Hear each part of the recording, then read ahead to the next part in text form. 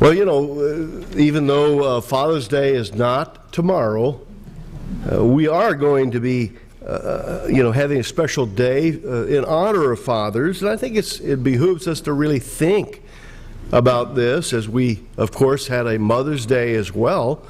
We're to honor mothers, but we are to honor fathers. And I want to talk to you a little bit about that topic and why it's important.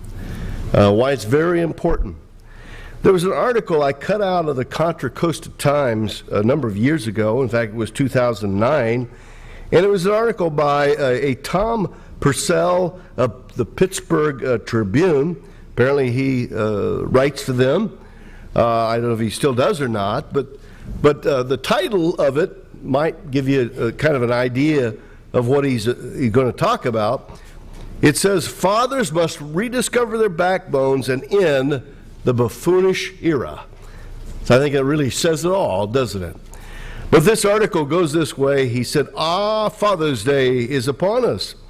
I can't think of a better time for dads and men to remember how to be dads and men. And of course, that is something, frankly, we have forgotten how to do, it seems, men and dads in this world. He said, flip on the tube anytime during the day and you'll see fathers portrayed as hapless buffoons. They seem like they almost trip over themselves, and they're like the Blondie and the Dagwood, cartoon series. It says, saved from themselves by their wives and their all-knowing children. The real life of the modern dad isn't much, he said, prettier. To be sure, the state of the American male is in shambles, though I am not fully sure how we got there. And he said, I remember the 60s, the women's movement was beginning to gain traction, but in our neighborhood, the moms tended to cook and watch the children, whereas the men earned the money and they tended the yard. Then they shot the bull over over a few Pabst Blue Ribbon beers, after work was over. He said, I remember the 70s, the evening news featured equal rights protests at which women burned their bras. But he said, still, in our neighborhood, most of the moms stayed home and the dads worked and drank Pabst Blue Ribbon beer. During the 80s, the economy exploded. Everyone was so busy working and getting ahead that few noticed or took the time to celebrate the tremendous strides women were making. And then he said, I got my first job out of college in 1984 and began working with many female professionals. They excelled in the range of jobs they wouldn't have been offered 20 years prior. The 90s came and went, and women kept blossoming and growing and doing well. And in 2009, women, he says, are doing very well. This is, again, when the article was written. They're doing better than men at all levels of education. And of course, it's the same today. They're gaining rapidly on men as small business entrepreneurs. In the large metro areas, they're out earning us by thousands of dollars. Now, you don't get that picture today, do you? You don't get that picture in the media today, but this is 2009, he's saying this. He says, as females excel, males are faltering. We're dropping out of school at a far greater rate than women. We're seeing our income stall or decline. Even men with college degrees are falling behind. Somewhere along the way, women weren't content with mere equality. They decided they wanted to remake us in their own image. Boy, have we responded, he says. Sensitive New Age men now spend hours fretting over their looks and style. We spend thousands getting our hair primped, our skin moisturized, our eyebrows waxed. Now, I have never done any of that. You probably can tell. But, modern dads are unsure of themselves, too. Fathers can be found misting up at baby showers and clapping enthusiastically the first time Junior uses the commode. And with every concession men have made, we have lost status. We have lost respect. Well, he says, nuts to that. Look, men, we need to whip ourselves back into shape. We need to remember how men and fathers should be. When our wives dress our sons up in knickers and saddle shoes, we must respond the way older fathers would have responded. No son of mine is going to wear any knickers. He uses a worse word than that, but before knickers, and it starts with D, but he says we must retake control over the naming process of our children. We must give our boys names like Tom and Mike and Jim and Joe, not let our wives name them Gilad and Jeremy and Michelle. A boy named Michelle is going to have a hard time in life. We need to stop seeking the approval of our sons and daughters. We are the adults and they are the children. Our role is to focus on the unpleasant job of fathering, to do the often unpopular work that will prepare them for a competitive world.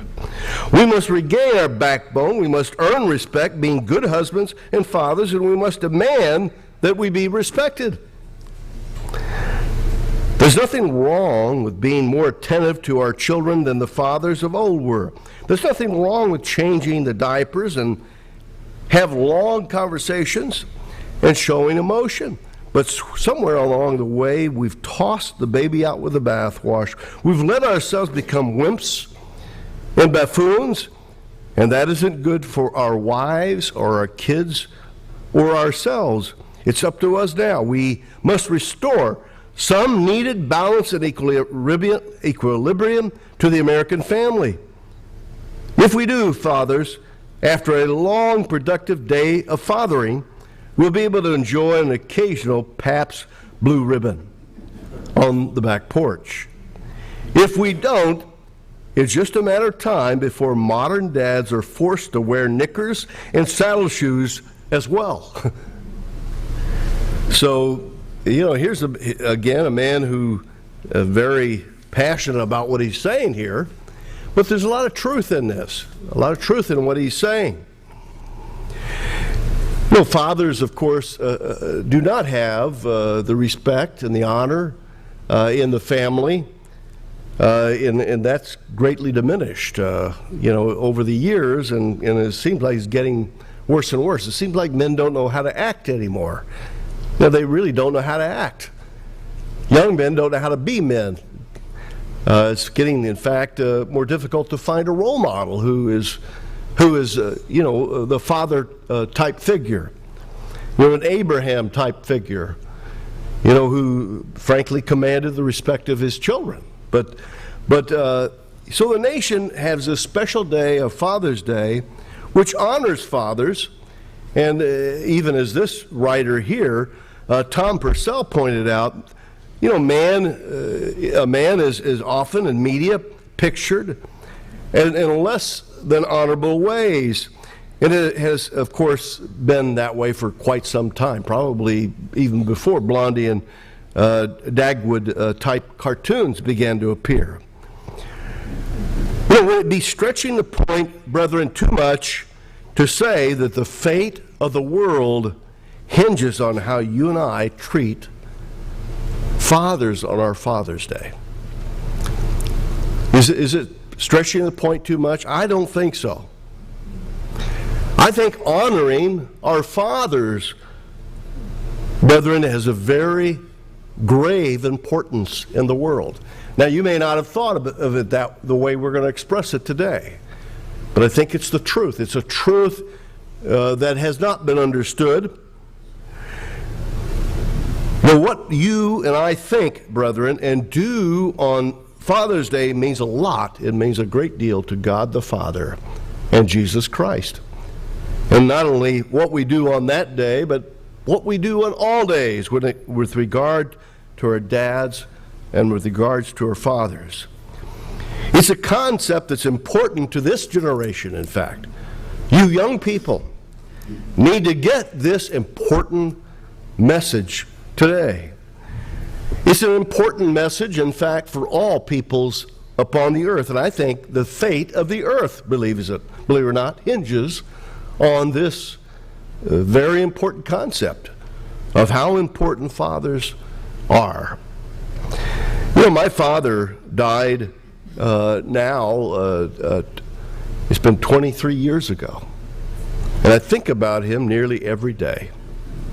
My mother died, in '89. I think about her every day. And I miss both of them. I miss my father. I miss my mother. Well, sometimes you think about it and you realize you're not going to see them for 1,000 years. And you realize, the time is, of course, locked in. They're going to have a chance to be in the resurrection in the future, the second resurrection, as we know and we understand. But, we still miss them. And, my father had a lot of foibles and faults, as all human beings do. He was never in the church. But I still loved him and respected him a great deal. I love and I appreciate our 3 sons as well. And I appreciate the opportunity to be a part of their lives, to be able to be there with them and to be with them in times of crises as well as good times. I'm thankful for the opportunity to be a grandfather to 5 grandsons, because they've been, a great gift of joy to my wife and I, and we cherish them a great deal. But, meditating on how I feel about being a father to 3 sons, and I'm sure you have the same thoughts, but meditating on this helps me to understand better my Father in heaven. I understand him a lot more and how he feels. I can understand my Father's love in heaven for me, and not only me, but all the world. And Father's Day is important, brethren, to God, and it's important to Jesus Christ. It really is. I think Father's Day began in this country, seemed like it was back in about 1910, somewhere in there. Don't quote me on that, but I know it was early on, in this last century that it began to be observed in this country. But it is a very important day, like even as Mother's Day is. And we need to meditate on it. I'd like you to turn to Malachi chapter 4 with me. And I want to show you again how the fate of the world depends on fathers and honoring fathers and showing them respect and learning fathers. I'm talking to you individually, fathers, being good fathers and being there. But in Malachi chapter 4 and verse 5 down here it says, "Behold, I will send you Elijah the prophet." And of course, we have believed for a long time in the church that the church has a role, of being a type of Elijah's work. Because our goal is to do exactly what it says here. And that the work of God is a type of the work that Elijah did. Mr. Armstrong, in fact, talked about that many years himself. Some claim that, in fact, Mr. Armstrong was, again, a type of Elijah. I don't believe he claimed it himself, by the way. But I remember specifically saying that, in fact, that the work of God was a type of the work that, a work of Elijah. Now, whether there is an individual that is to come or not, absolutely, I don't know. But I know the church has a commission. But going on, it says, "Before the coming of the great and dreadful day of the eternal." So this is going to happen before the day of the Lord. The day when Jesus Christ, we know, is going to come back. And notice that he will turn the hearts of the fathers to the children, and the hearts of the children to their fathers. But notice here, again, I said the fate of the world rest on this, lest I come and strike the earth with a curse. And you could go look up that word in the Hebrew, the word curse, and the word curse means utter destruction. Now there's a very real reason why God says this. And I want to talk to you about that in the course of the message today.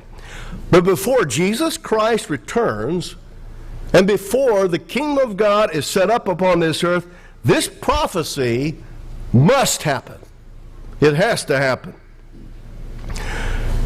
But as we watch society, as we see in our world today, the opposite is happening.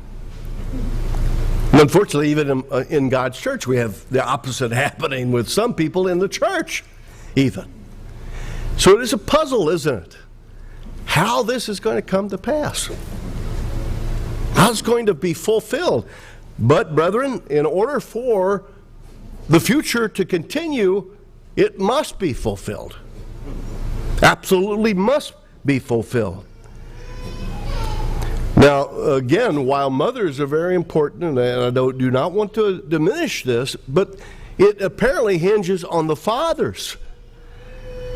And so here this writer, for the Pittsburgh Tribune, I know he didn't understand about Malachi 4, but brethren, we need to understand the importance of this. This is not something that is unimportant. It is very important. Very important for the church and very important for the world. So, brethren, we'll look at why this is to happen, and maybe we'll talk about more also how it's going to happen and why it's important to God's plan of salvation, not only your salvation, but the salvation of all mankind, of all humanity, of every man, woman, and child on earth. It's important. This is very important. As we've talked about, modern day life has greatly diminished fatherhood. It's like the song, "Where are all the flowers gone? Where have all the fathers gone?" Where are they? On average, fathers spend less than 20 minutes a week with their children. So it's a silent life, I guess. And of children, by the way, that have a father, but of children that do not have a father present at all times, of course, they're single parent families, usually the mother, but sometimes not even the mother is there. Sometimes a child is a foster child. Of course, you can have a foster mother and father. It can be better than a mother or father if they're negligent. But in this world today, unfortunately, we in this Darwinian, secular, humanist world that we live in, and I think we all are aware of the fact that the message in education today, is that we all evolved. And they're looking for that missing link. And I actually have seen some missing links walking around, but they're looking for the missing link because we all sort of spontaneously came from that primordial soup, that lightning struck, aeons ago, and man crawled out of that soup, as the scientists talk about. This is what the world believes, that this is where man came from. And the approach is that life is more secular. It's more worldly. And people are more sophisticated. Humanists, in other words, humans are the center of everything and not God. It's not God-centered, but human-centered.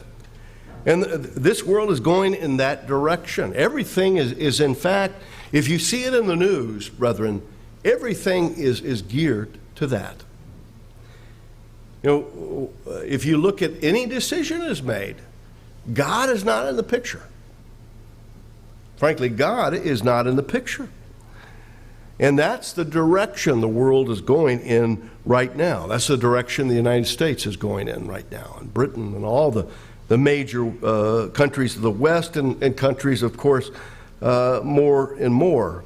In fact, sometimes the Gentile nations of the world, or what would be classified as Gentile nations of the world, sometimes they have better models than we do when it comes to family.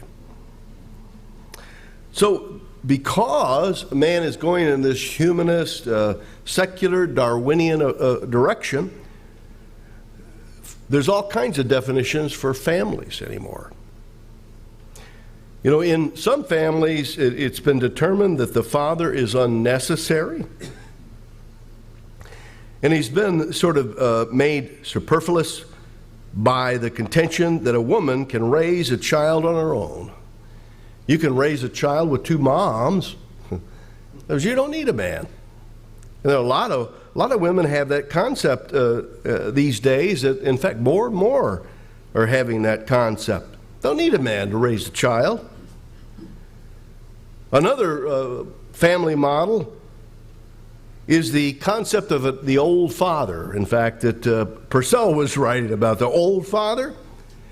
It's rejected because he epitomizes the ruling patriarch. In other words, it's not a patriarchal world. It's really, frankly, more geared to be a matriarchal world than a patriarchal world, because the fathers are disappearing. Another model is the new father. And basically, the new father is trying to be a genderless parent, not really a father. The roles are all different in the family. You know, you may have, in fact, the woman is the breadwinner. She brings home the bacon. She comes home and she drinks the Pabst Blue Ribbon beer. You know, she does all of that. And of course, I'm being facetious about that, but probably not too far off. So the new father concept, the genderless parent, men basically fulfilling the role of what had been traditionally of a mother's role. Then another model is the visiting father. The visiting father is divorced from the mother and present only on weekends and birthdays. So this is a model of a family. And of course, sometimes the wife will remarry, and so there's another element that is introduced as well. Then there's the stepfather, or the nearby guy. In other words, don't have a father here, so we'll have a stepfather, somebody that's a friend, an uncle, so to speak, or the next door neighbor who will be the father figure, and that person pretends or tries to be a father, but generally offers a weak view of fatherhood.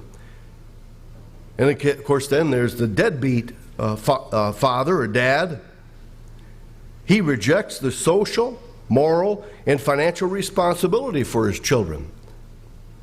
And, you know, we have some people that have kids, it's unbelievable. Some have 20 and 30 children by probably as many women. Just again showing the immorality, the deadbeat dad syndrome. And then there's the sperm donor dad. The sperm donor dad. An unfather who leaves no footprints, no influence, or any help in the role of a dad. And so this is what is and what's coming. And I guess it's going to get to a point where all of our children, you know, are born from test tubes.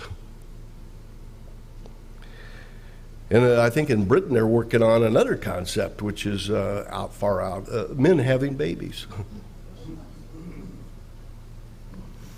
You know, what idiot comes up with those kind of things? Forgive me for my colloquialism. But brethren, there is no question about the importance of parenting. Nobody's debating the importance of father or mother, because both parents are needed to give a balanced and a godly foundation in a family.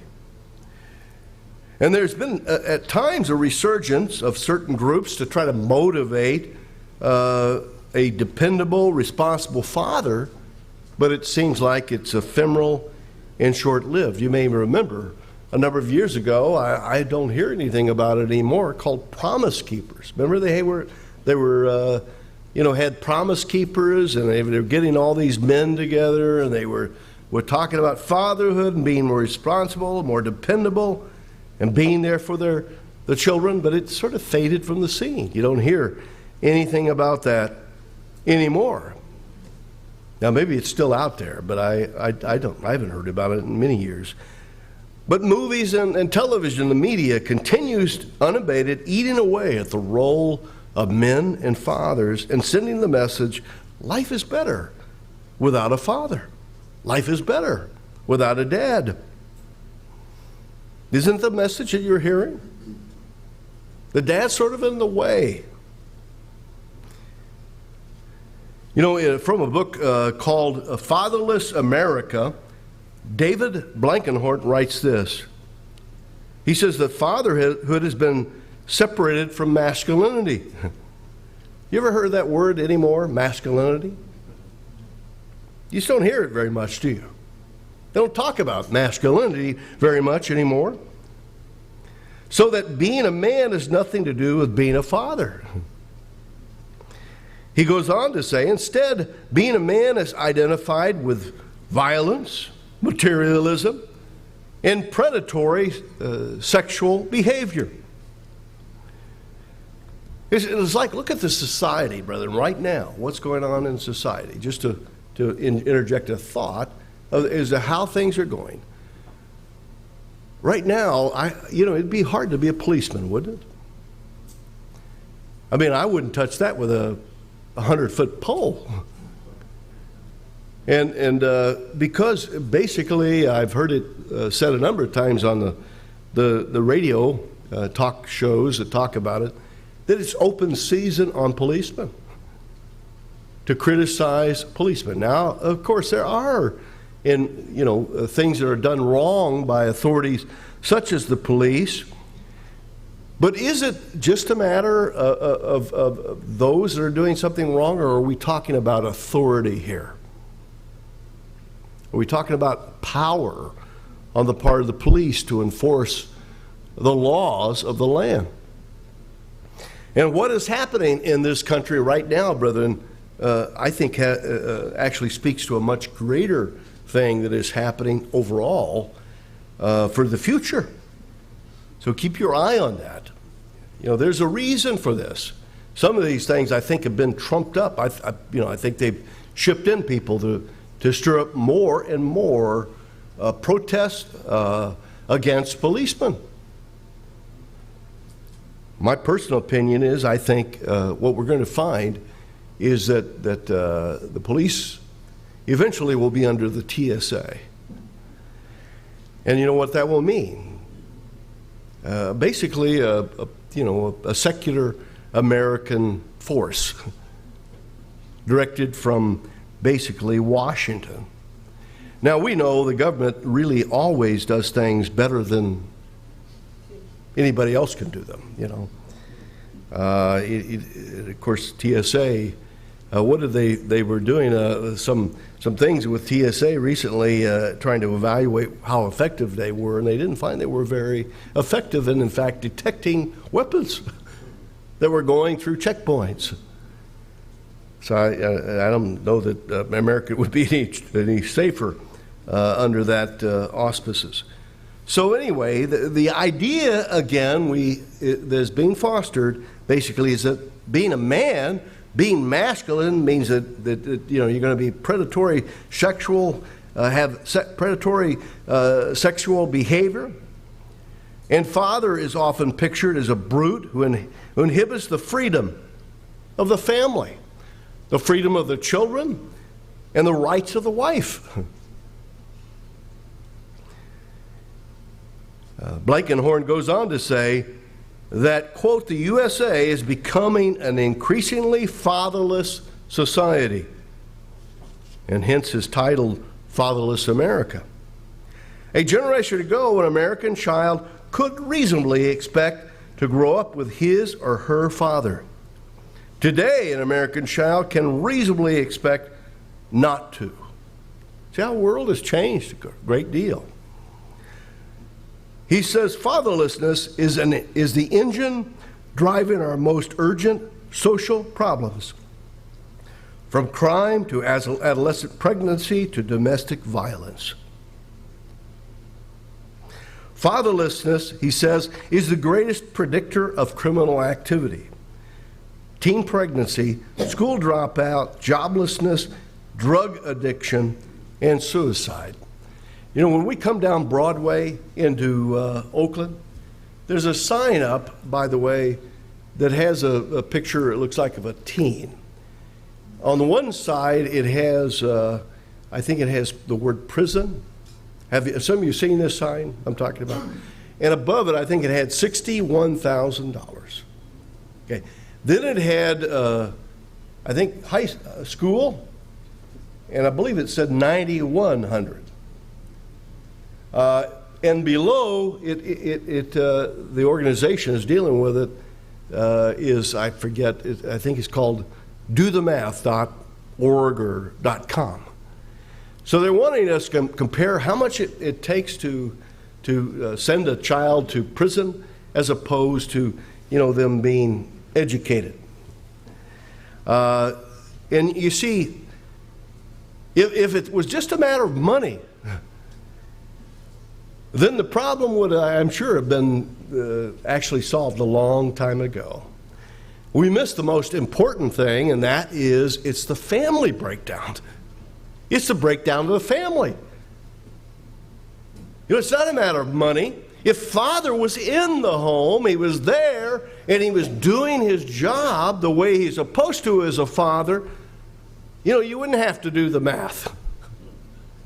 Because he would, you know, be there and hopefully be a force for good, you know, and if indeed he was, and there would be an education that the child was given. And, you know, it just is really, really important. I know my wife and I, we have 3 sons, and when you have little kids, it's a little different than when they become teenagers. Have you ever noticed that? You know, a small child, it just a lot easier to work with. But you know, when you have teenagers, that's when dad is needed, oftentimes. I know my wife dealing with teenage boys. As they begin to, you know, their voice changes and they go from, you know, speaking high up like this, and they become men. You know, that comes in, it's a different story. It really is. You need the father to be there. And while the mother, of course, can be pretty tough, and Joan can be pretty tough and put the fear of God in them, you know, but sometimes she needed my help. Of course, I'd come home and I'd say, "You need my help, huh?" Kind of like old Bill Cosby, you know, came home and his wife, was complaining about their teenage boy, and she said, "I want you to go up there and I want you to talk to that boy." And it's like Bill Cosby on he said, "You want me to talk to him?" He says, "Then I can kill the boy. You want me to kill the boy?" Of course, he was joking about it, but you know, it was just kind of a comical side of that. But, you know, a father relationship, I believe, in this world today, fathers face the most demanding family role in society. It's almost like the whole world is against fathers. The whole world is against, their role of being men and so forth and so on. Well, God, brethren, built into fatherhood a power. There's a power there, like there's a power with women and mothers as well.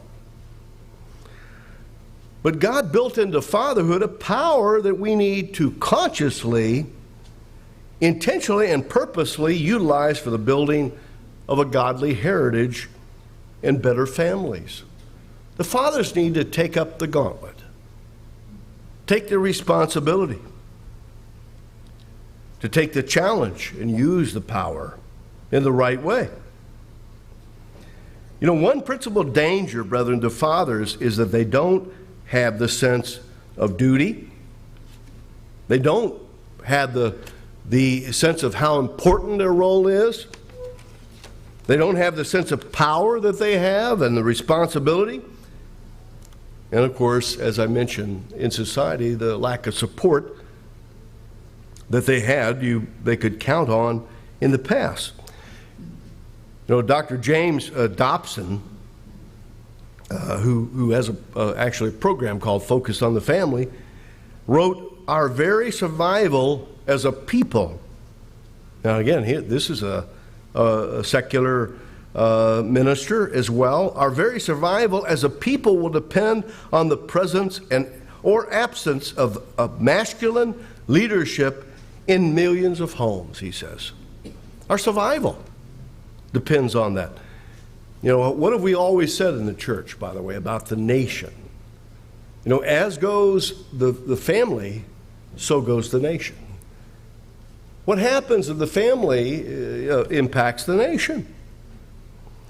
And boy, have families really been changed, haven't they? And so, brethren, in view of this, and I speak not just to fathers, but mothers as well, because you're part of all of this as well, about the importance of your role in supporting the fathers and their role that they do have. In view of this, then it isn't a surprise that in preparing for a people for the return of Jesus Christ before the kingdom of God is set up upon the earth, God says that He will restore the hearts of the fathers to their children and the heart of the children to their fathers.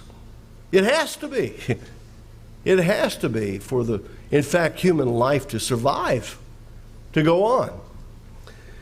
Now, what possible reason would God have to continue with human beings at all?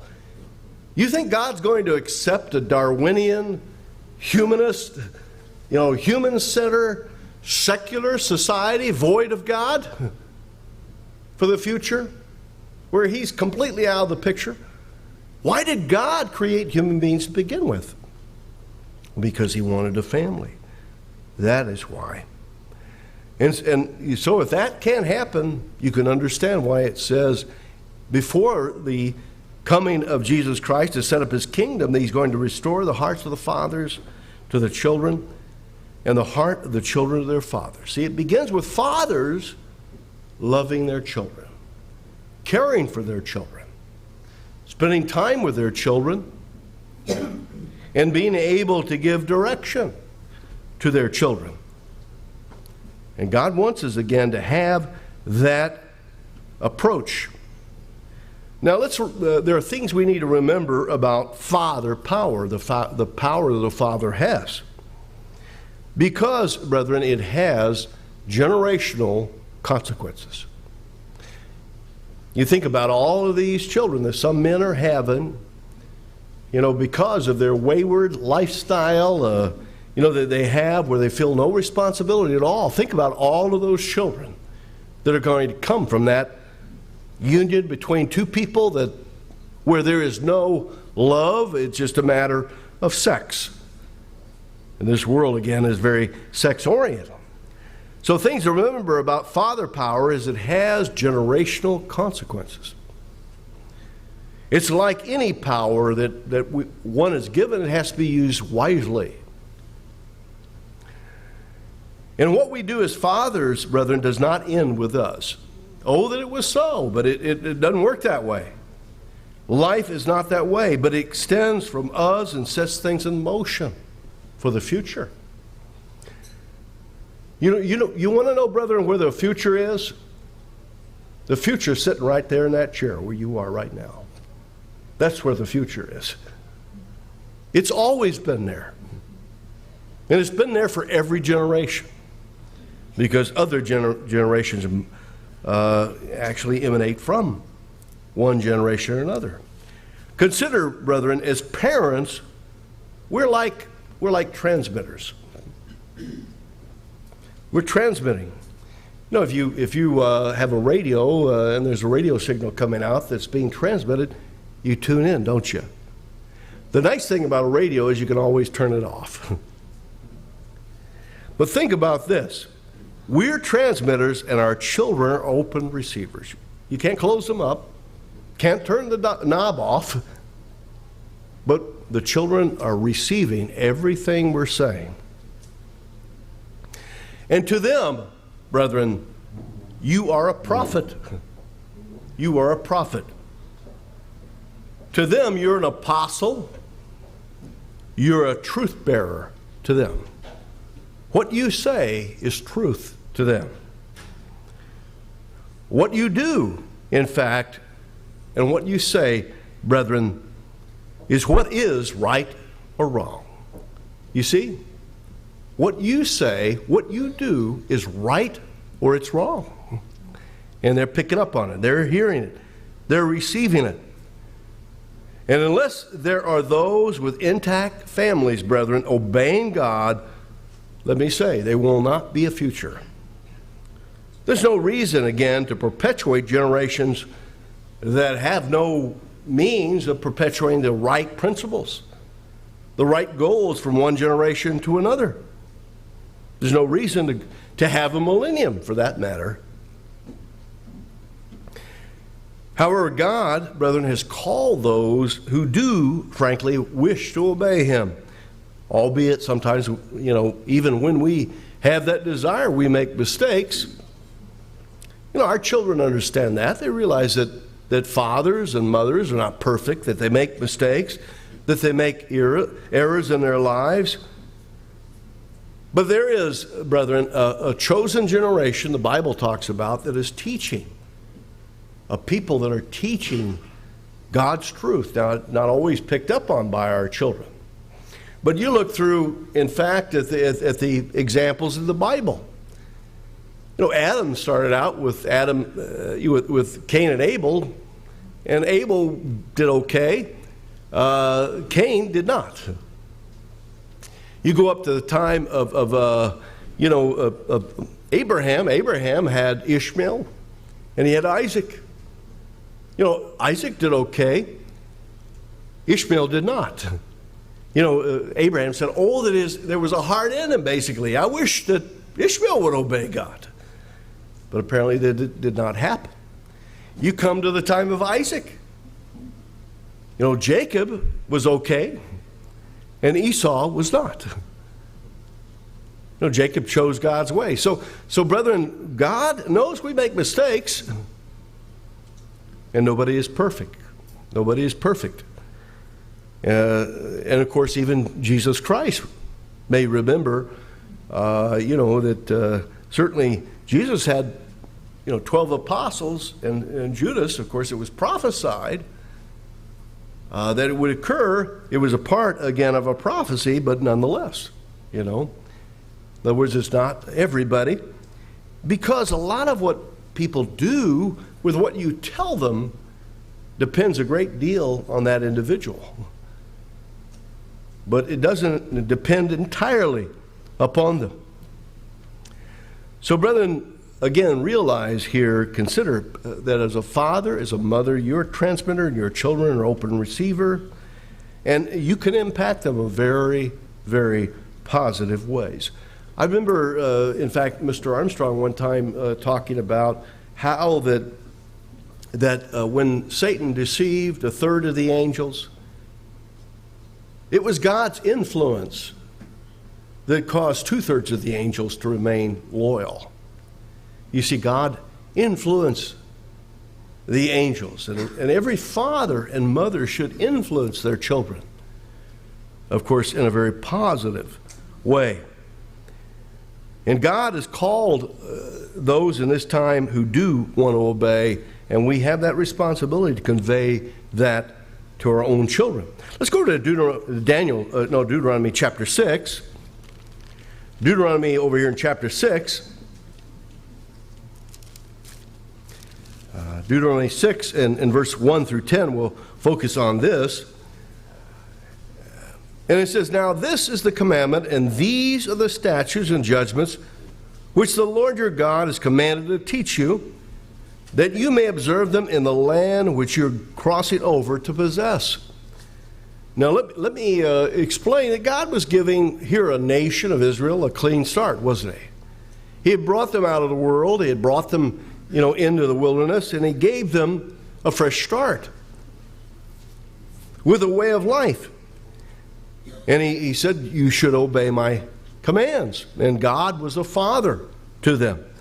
In verse 2, that you may fear the eternal your God, to keep all his statutes and his commandments, which I command you. But notice here, it wasn't just for the adults of that day and that time. He says, which I command you, you and your son and your grandson. You see, that was the intent of the laws that were given, to them at that time. To your son and your grandson, all the days of your life, and that your days may be prolonged. Therefore, hear, O Israel, and be careful to observe, that it may be well with you, and that you may multiply greatly, as the Lord your God of your fathers promised you, a land flowing with milk and honey. So you see, God wanted to give them the great blessings of life, but the relationship as a family, in fact, hinged on that being brought to pass.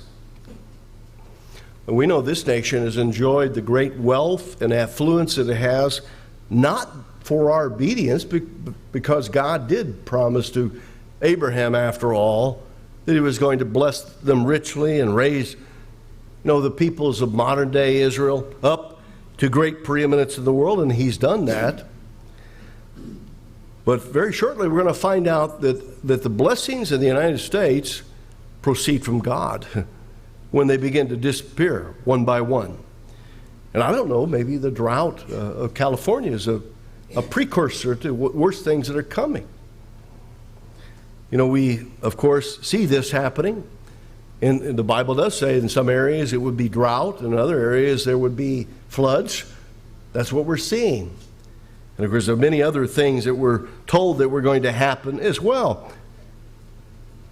He says, therefore, hear, O Israel, be careful to observe, that it may be well with you, and that you multiply greatly, as the Lord God of your fathers has promised you. Notice how he focuses on the fathers here. A land flowing with milk and honey. Hear, O Israel, the Lord your God, the Lord is one. So they weren't to worship other gods, the false gods of Egypt. And you shall love the Lord your God with all your heart, with all your soul, and with all your strength, not divided to the false gods of the world. And you shall teach them diligently to your children, and shall talk of them when you sit in your house, when you walk by the way, when you lie down, and when you rise up. You talk to your children about these things all the time. You receive a blessing. You tell your children this is a blessing of God. This is where God gives us blessing.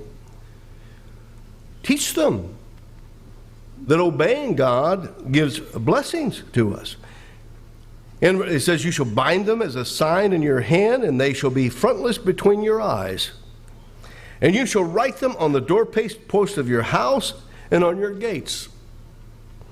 And so shall it be when the Lord your God brings you in the land which he swore to your fathers, to Abraham, Isaac, and Jacob, to give you large and beautiful cities which you did not build, houses full of all good things which you did not fill, hew not wells which you did not dig, vineyards and olive trees which you did. When you have eaten and are full, then beware lest you forget the Eternal that brought you out of the land of Egypt. So you see, God's intent, again, that his laws be passed on to the future generations, and that every generation basically would get better and better, that they would never forget it was God who gave all of those things to them. Now let's go to Psalm 78. Psalm 78 over here.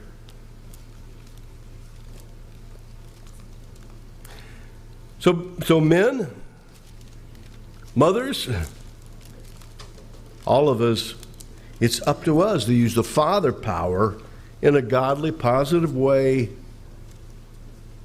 Not to lord it over our families and beat them into submission, but to lead them in a way that a shepherd leads sheep, in a gentle way, in a loving way, in a kind manner. but to use that power that God has given for the sake of the future generations. That's always what it's been about. Look at the world we're living in now as we race quickly to our own destruction. But Psalm 78,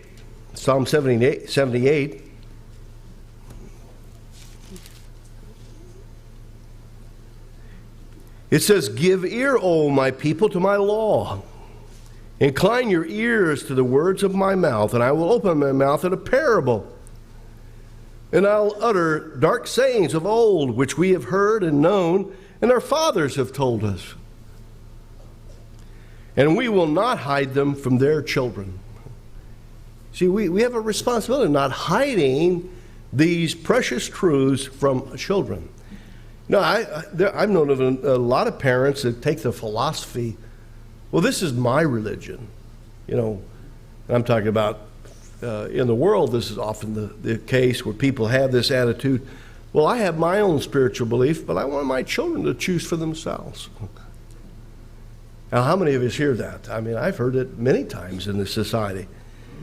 Well, frankly, I don't want our children in our household. I did not want it. Joan and I did not want it. We didn't want them to make up their mind, go follow Buddhism and Hinduism. But we wanted to give them all the equipment necessary from a spiritual perception, ability, and all that, so they could tell the difference between right and wrong, in terms of what is right according to God's Word, and to prove it for themselves. But we very much wanted to influence them to be a part of the church of God. But it says, we will not hide them from their children, telling the generation to come the praises of the eternal and his strength and his wonderful works that he has done.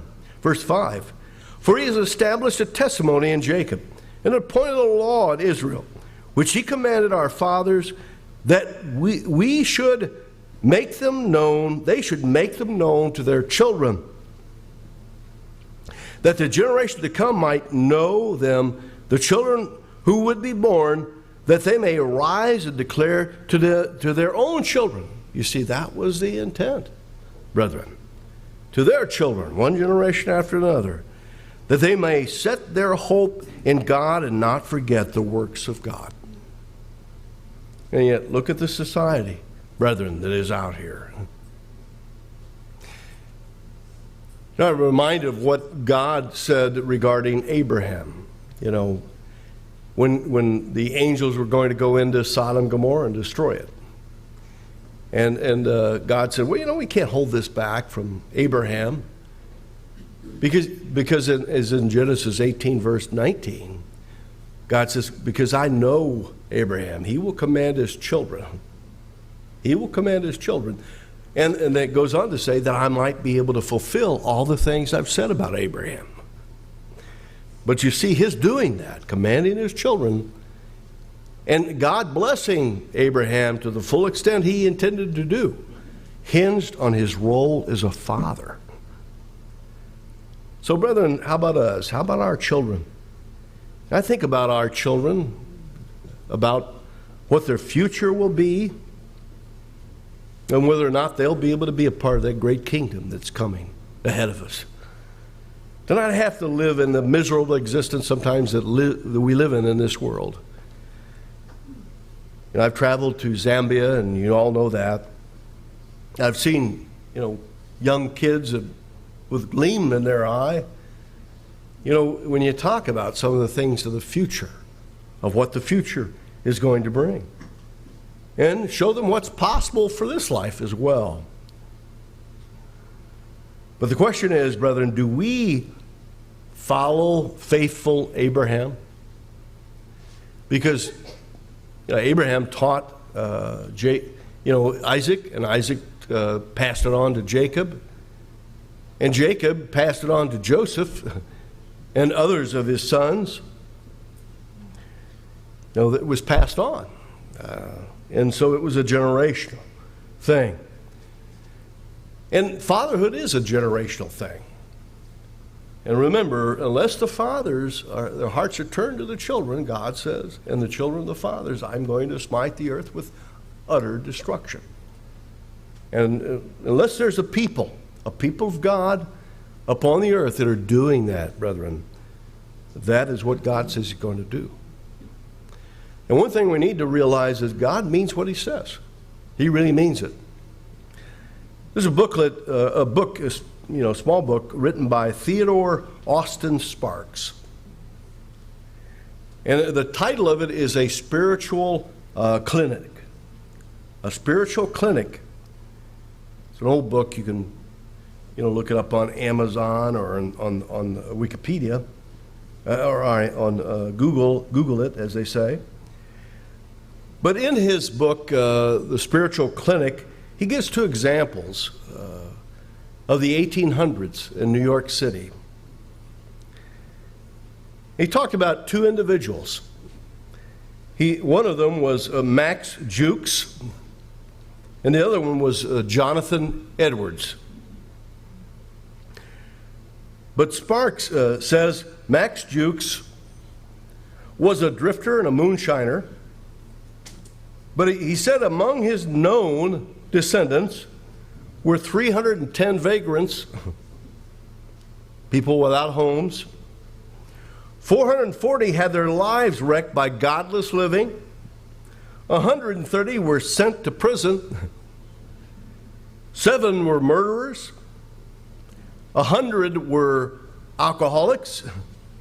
60 were habitual thieves. 190 were prostitutes. Collectively, they cost the state of New York $1.2 million. That's a lot of money, isn't it? Then there was another. This man was named Jonathan Edwards. Now that's kind of an interesting picture of what happens when you have children and what can happen and why the United States is in a lot of trouble and the rest of the world. But Jonathan Edwards, by the way, in the 1800s was a well-known minister, and his heritage included 300 preachers. 300 preachers, 30 judges, 60 authors, and 14 university presidents, and 1 vice president of the United States of America. Think about that. See the difference between the two? Now, if you go online, you'll find that there's debate about how bad, this Max Jukes was. But I think the message is still very clear here. What happens in families where there's no direction? There's no right or wrong. It's deciding for themselves. Apparently, Max Jukes didn't think it was wrong. The person should basically live as they choose, sexually speaking. And it sure shows up generationally, doesn't it? It shows up that way. How'd you like your daughters, husbands, fathers, mothers, to grow up to be a prostitute? Or how'd you like your sons to grow up to be murderers? And of course, it's something, God forbid, we pray it would not happen in any way, shape, or form to any of our families in that way. But the point is, brethren, what we do and say makes all the difference to many people from now on and years to come. What conclusions can we draw then, brethren? What do we see as we look at our own family background? Look at your own family background. How were you brought up, brethren? How were you brought up, and how was your life? What traits have you inherited, have we inherited, that we should build on and perfect? I'm talking about good traits. Which weaknesses should we get rid of so that our children don't pass them along to their children? Are we working earnestly to do that, to be overcomers? The Bible says only the overcomer is going to be in the kingdom. But we see the results in our society as, we don't have to be alive that long to see these generational results. Look what happened to the free love movement of the 60s. And those same people, by the way, now are running this country. And it's growing worse and worse day by day. Well, brother, we need to also look at the spiritual traits that we inherited from our parents and decide what to build on and what to get rid of. And every one of us, brethren, must acknowledge the powerful impact our families had upon us. We have to acknowledge that. Whether we like it or not, our fathers, our mothers impacted us. Good, bad, or indifferent. But as fathers, brethren, we must also do this. Fathers, all of us should do this as well. Have a clear, open, truthful communication with our Father in heaven. Christ came to present the Father to his man, John 17. We see he prayed to the Father. And he came to reveal the Father. So we should have a clear, open, truthful communication with our Father in heaven, God Almighty and Jesus Christ. We must know them and learn to know them better with each passing day. To be godly men, we must be men of God, like Abraham was a man of God. Another thing, our fathering must be an extension of our own personal relationship with God. So our fathering, how we father, should be an extension of our relationship with God. Next, we must come to terms with how we were brought up. If our fathers were good or bad, we must face it and accept it and forgive it and move on. Don't hang on to it and beat yourself up for something, that happened, as a result of something somebody else did. But face it and move on. Go on in your life to do better. In some cases, breaking the cycle, and in others, brethren, strengthening the cycle that has been established. If a father has done his job, his best, mother has done their best to really point us in the right direction, we need to strengthen that which God has given to us and we've been blessed with. It's like with Sardis in the book of Revelation. God said that they should strengthen the things that remained. And of course, the idea being is that they would continue to build upon that as well. But it does no good, brethren, for us to curse our fathers. In fact, Proverbs says, whoever curses his father or his mother, his lamp will be put out in deep darkness. God doesn't like us hearing that approach of putting down our fathers and mothers. We must have communication, fathers, with future fathers, and we need to set a good example for them of how to be a good father, of steadfastness in living God's way of life, of showing the pathway, of desiring to obey, of not letting anything get in the way of your obeying God, and again, to convey that to your sons and your daughters. So, brethren, we must understand the importance of the far-reaching effects that God places on our jobs and responsibilities as parents. That He is actually going to use our examples as a pattern for future generations to learn from them, and of course, even the bad things. People in the future are going to learn from our bad examples as well. And brother, what a privilege it is to have a part in such a wonderful calling that God has given us that opportunity.